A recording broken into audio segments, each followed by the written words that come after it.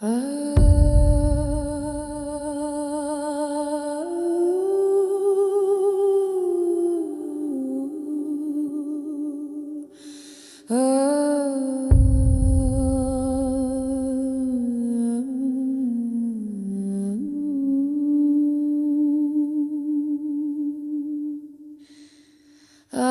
now the serpent was more subtle than any beast of the field which the Lord God had made.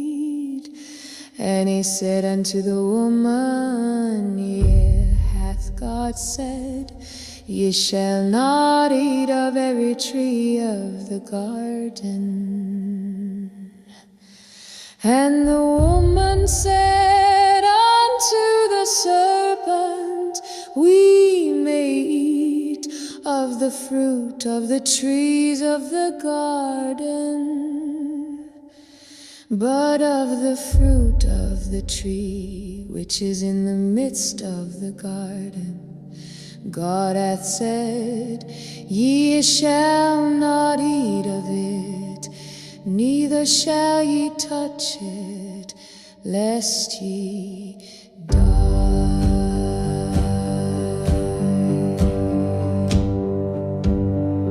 And the serpent said unto the woman, Ye shall not surely die. For God doth know that in the day ye eat thereof, then your eyes shall be open, and ye shall be as gods, knowing good and evil.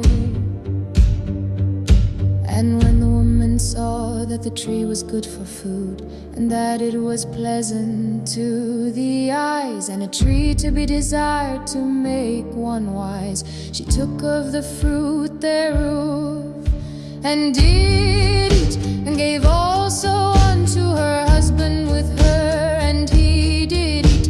And the eyes of them both were opened, and they knew that they were naked, and they sewed fig leaves together, and made themselves aprons.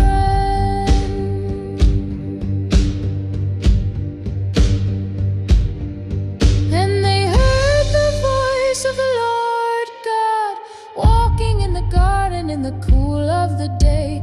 And Adam and his wife hid themselves from the presence of the Lord God amongst the trees of the garden. And the Lord God called unto Adam and said unto him, Where art thou? And he said, I heard thy voice in the garden, and I was afraid, because I was naked, and I hid myself. And he said, Who told thee that thou wast naked? Hast thou eaten of the tree whereof I commanded thee that thou shouldest not eat? And the man said, The woman whom thou gavest to be with me, she gave me of the tree, and I did eat. And the Lord God said unto the woman, What is this that thou hast done? And the woman said, The serpent beguiled me, and I did eat. And the Lord God said unto the serpent, Because thou hast done this, thou art cursed above all cattle, and above every beast of the field. Upon thy belly shalt thou go, and dust shalt thou eat all the days of thy life. And I will put enmity between thee and the woman, and between thy seed and her seed. It shall bruise thy head, and thou shalt bruise his heel. Unto the woman he said, I will greatly multiply thy sorrow and thy conception. In sorrow thou shalt bring forth children, and thy desire shall be to thy husband, and he shall rule over thee.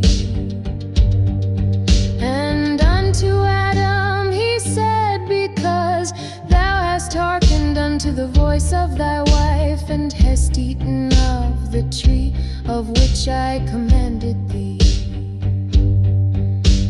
saying, thou shalt not eat of it, cursed is the ground for thy sake, in sorrow shalt thou eat of it all the days of thy life.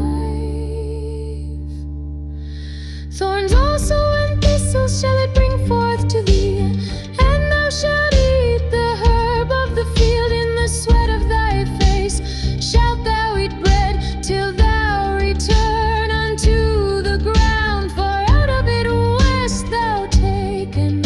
For dust thou art, and unto dust shalt thou return. And Adam called his wife's name Eve, because she was the mother of all living. Unto Adam also and to his wife did the Lord God make coats of skins and clothe them. And the Lord God said, behold, the man is become as one of us, to know good and evil. And now lest he put forth his hand and take also of the tree of life, and eat and live forever.